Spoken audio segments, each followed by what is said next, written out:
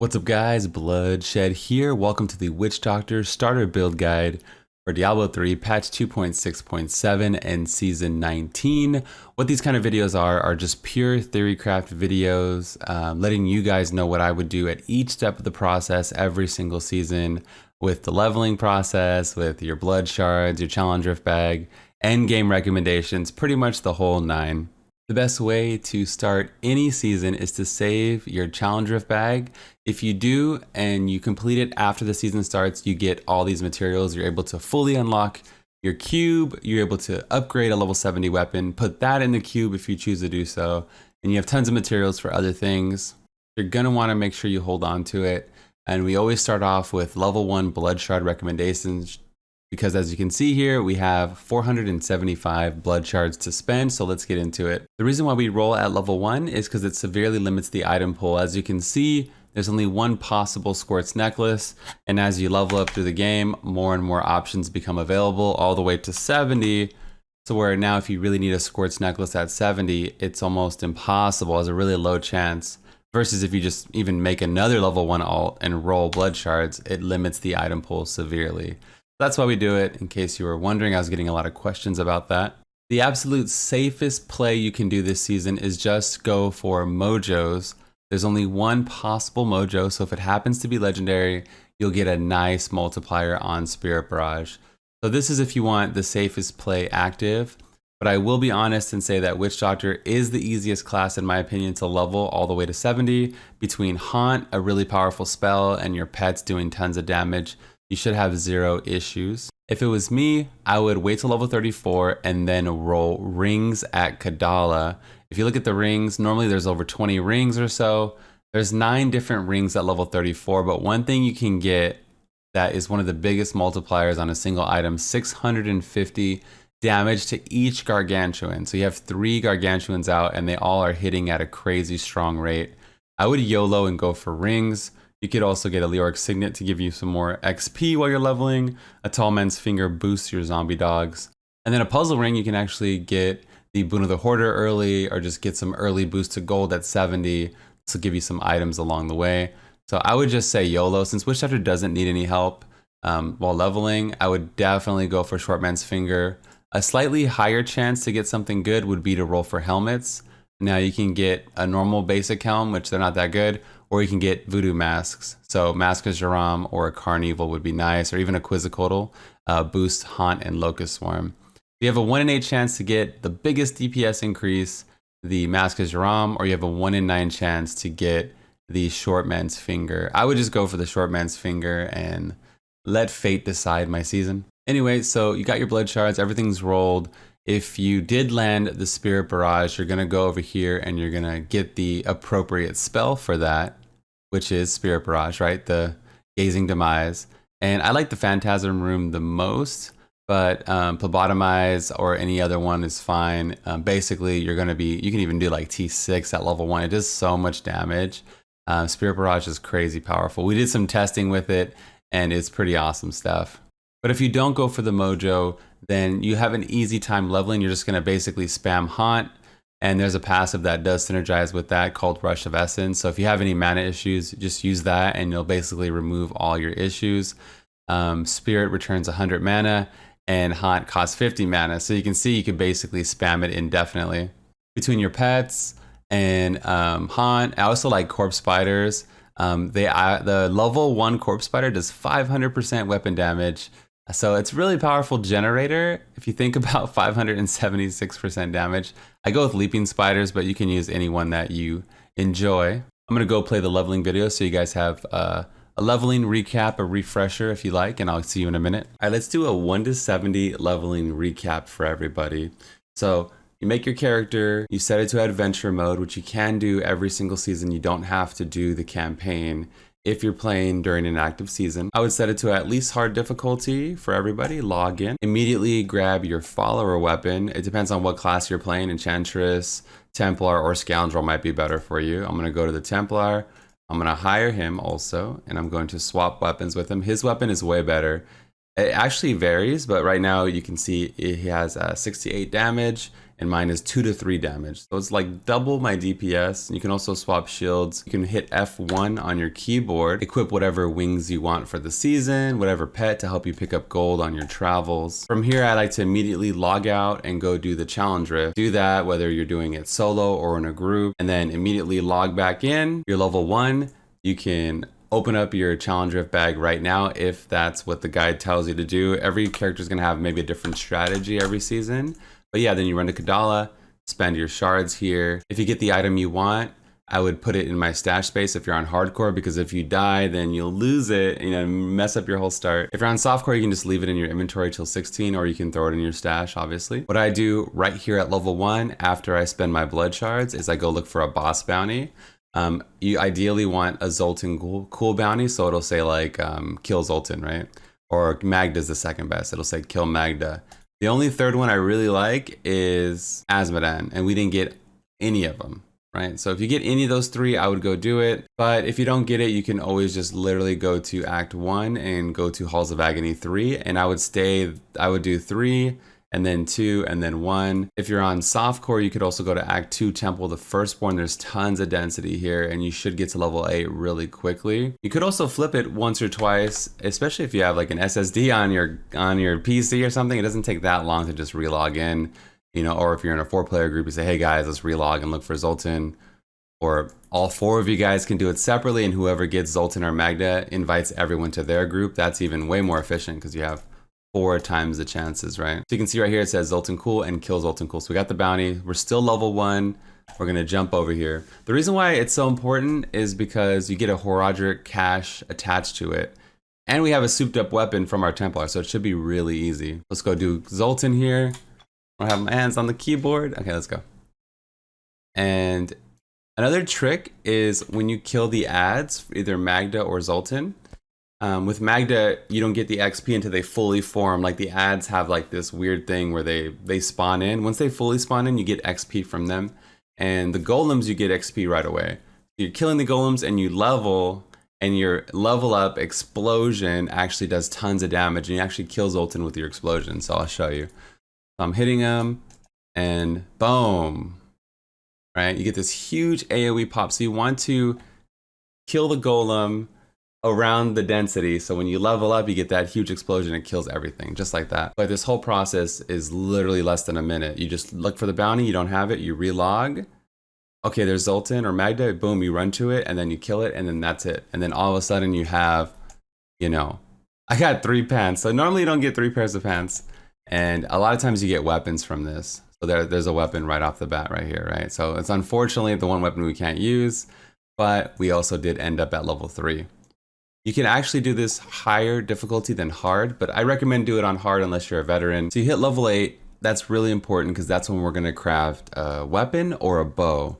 You wanna head to the blacksmith. You can see we have a level 8 bow available, and we should have a level 8 two-handed axe. It's really cheap, it only costs 4 reusable parts and 4 arcane dust. You can see all the materials I have. I have plenty of stuff to make it. The axe is about a 96% upgrade.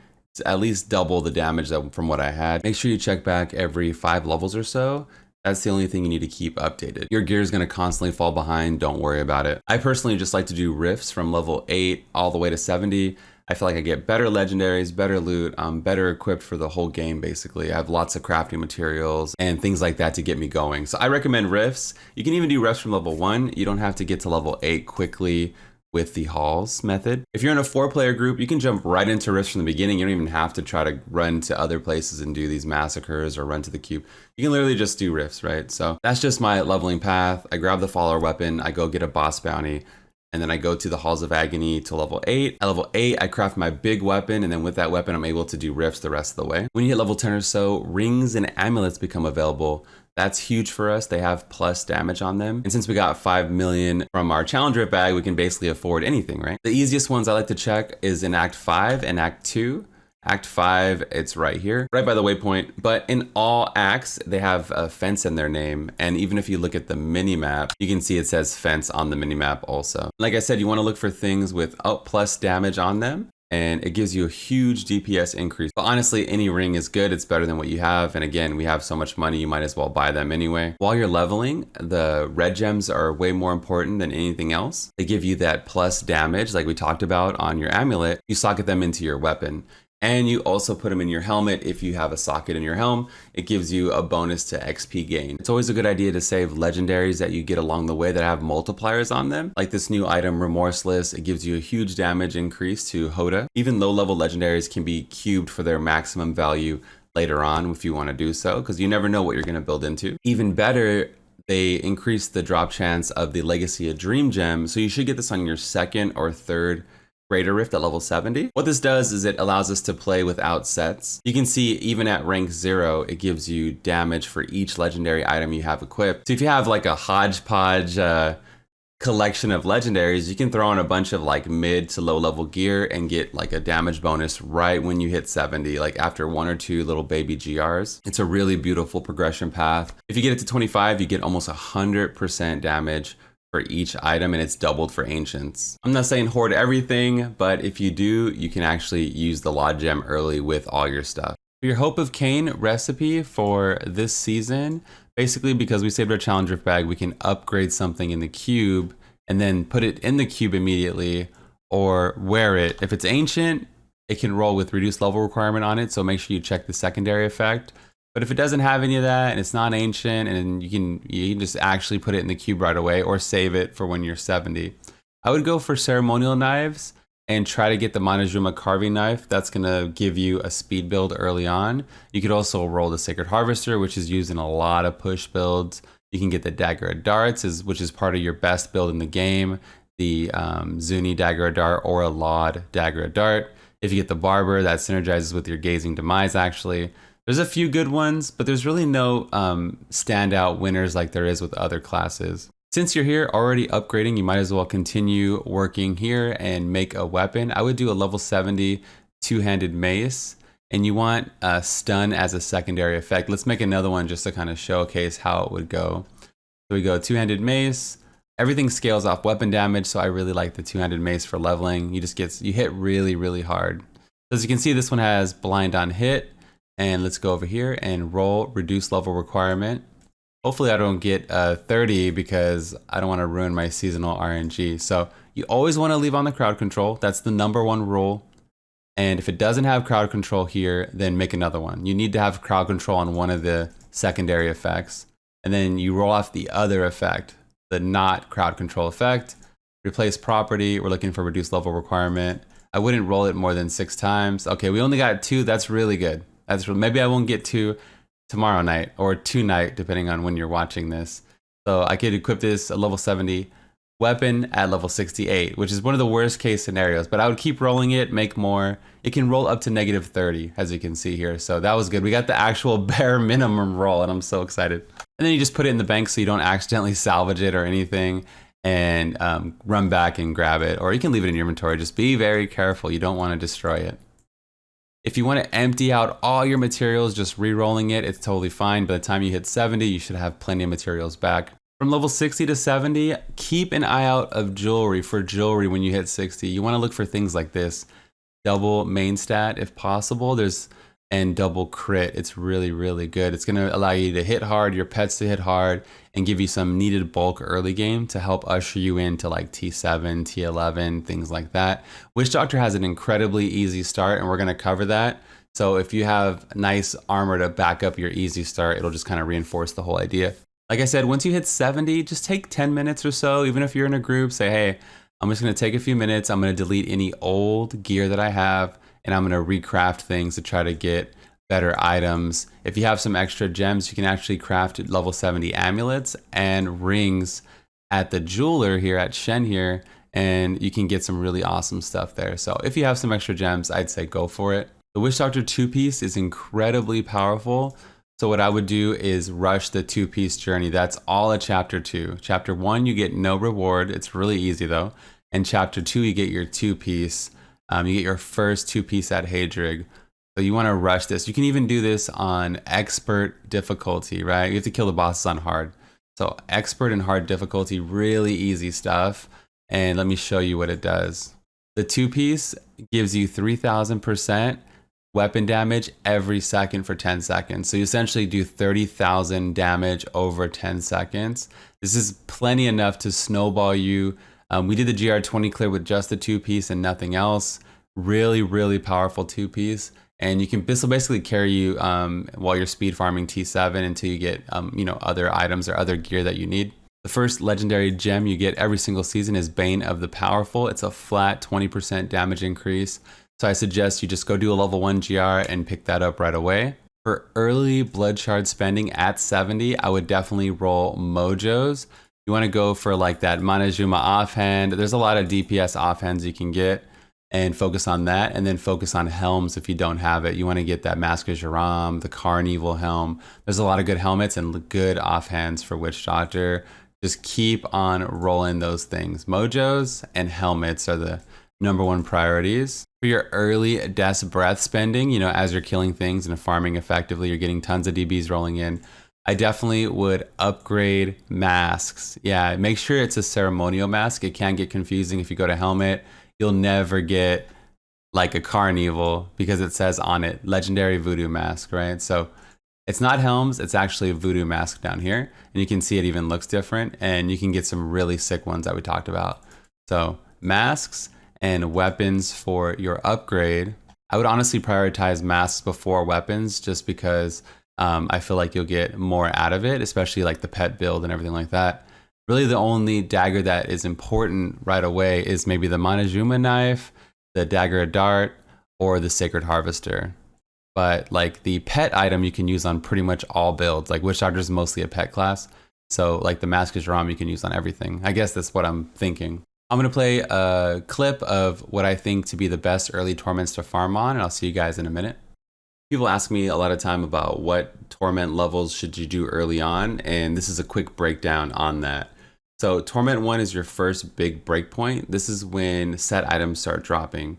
And that's your first goal, is to get T1 ready, which you basically are if you follow any of these starter guides, survival guides. And your second breakpoint that you want to shoot for is T7. You typically can get to T7 when you get your 6-piece set. Sometimes you can get it with your 4-piece if you have some multipliers to push you forward or some survivability. The reason why T7 is so much better than say T6 is it goes from 75% chance to get a DB to almost guaranteed to 90%. So if you can just squeeze a little bit farther, you can go to T7. It's a nice jump right there. And that's true with T11 versus T10. On T11, you basically have a guaranteed chance to get a second Death's Breath, versus T10, it's only 50. So it's like a coin flip, and then versus almost basically guaranteed. And I would honestly stick on T11 over all the other difficulties until you're T16 ready. Just because you're gonna get that second key or that second DB, you're gonna get the second key also.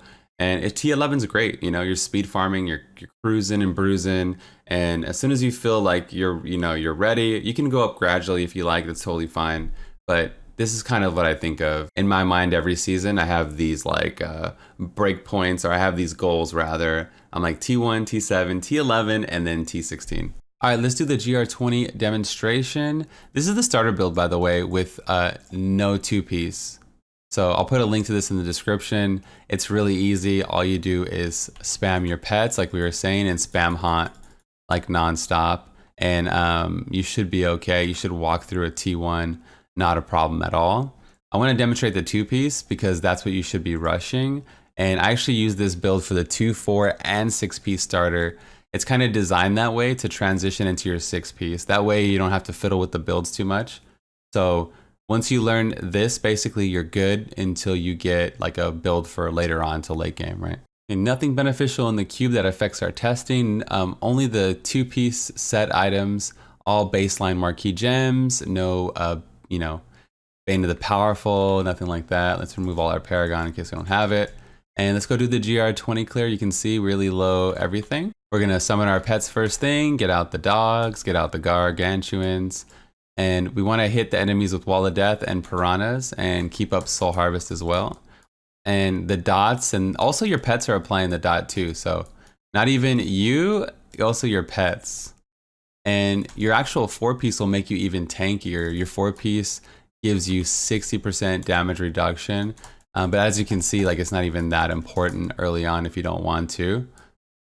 And yeah, just spam all that stuff. It's a pet build, right? So it's not so active. You just kind of hang back and let them do the damage. I'm gonna get out of this explosive range though.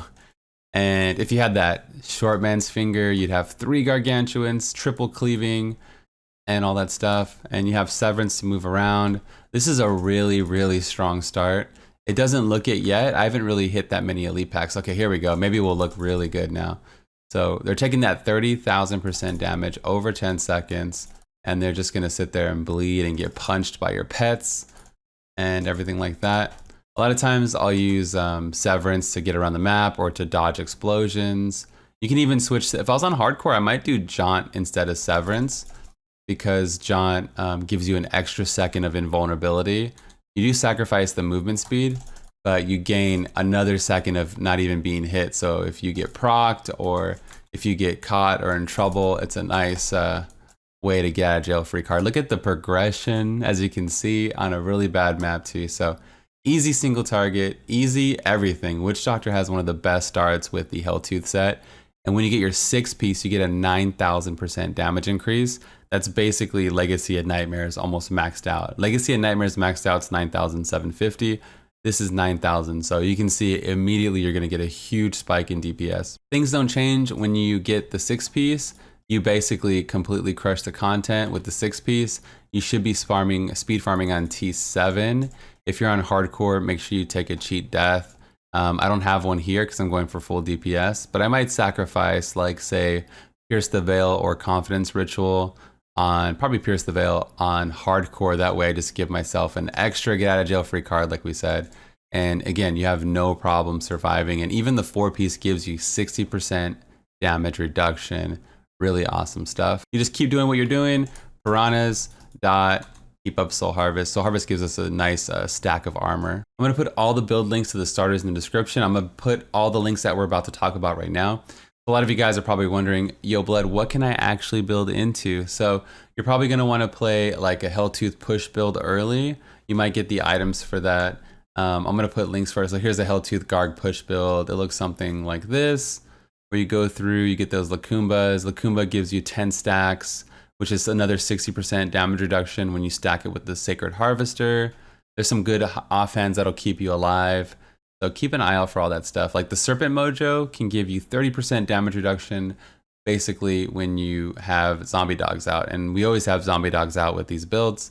And then Henry's reduces your damage taken. And Tasker and Theo gives you attack speed, increased attack speed of your pets by 40 to 50%. So yeah, I'll put a push build and I'll put a speed build in the description for you guys. If you hate squishy builds or you're new to Witch Doctor, I 100% recommend that you play the Carne Asada build, which is what I call it. It's confusing, right? It's the Lan Legacy of Nightmares or Legacy of Dreams Dagger of Dart build, where you focus on your fetish army with the Carnival, we showed that earlier, and your Dagger of Dart. This is what I would recommend for almost everybody. There is a Zuni counterpart that is stronger, but it's so squishy. Right, it's kind of like the new monk set. The new monk set is fine, and then once you play Sun Wuko, it's even squishier, right? So it's just like that thing where it's a little bit weaker, but it still can break a GR 130 with the Legacy of Nightmares Dagger of Dart build. So this is what I recommend. I'll put it in the description. I'll even add the Zuni one in case you guys want the max DPS, especially if you're on softcore. There's some fun, like Jade, you can play Jade. Jade breaks 130. Jade has a fun chicken build. I really like that as well. Witch Doctor has some nice options, and if you've never played before, this is a good time to do it. The downside is you're not really used in group play. Once Bazooka Wizard gets nerfed, there's a slight chance you might see Spirit Barrage Witch Doctors clearing trash. They can actually clear trash, I believe, into like the 140s right now. It's just Wizard is more effective with Star Pact and Bazooka. But there might be a chance you creep up, but it won't be this season, season 19. That's probably the biggest downside with the class. One possible upside is there won't be that many Witch Doctors this season. So if you ever wanted to push for a top 50, a top 10, a top 5 clear, this might be the season to do it because there's no hype, no new sets, nothing like that. They're not in any speed builds, they're not in any push builds. Witch Doctor is fun and there's a lot of options. There's just no hype surrounding it. Next season, we might get a new set for Witch Doctor and that'll completely change. It'll be some cool set. Hopefully it's based around zombie bears, my favorite skill. It just gives me that vanilla D3 vibes. Look at these guys, man. They're beasts. So you never know what kind of set we'll get. Even an Acid Cloud set would be cool though. We got 2 awesome patrons. Today we got Iron Cashew. Yo, thank you for taking the time to join the patron club and all that stuff. And we got a fat patron from Pug Ugly. Yo, Pug Ugly, man, thank you for supporting so very hard. It really means a lot that you guys take the time and really show your support. It allows me to do videos like this all the time. Make sure to follow me at twitch.tv/bloodshed. I'm gonna be streaming tonight, 24-hour stream. If you guys need builds, I'm gonna have a tier list in the description, and I'm gonna have my Patreon link. It's free for everybody.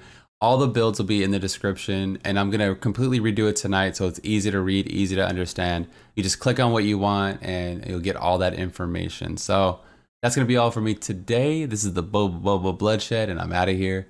Peace.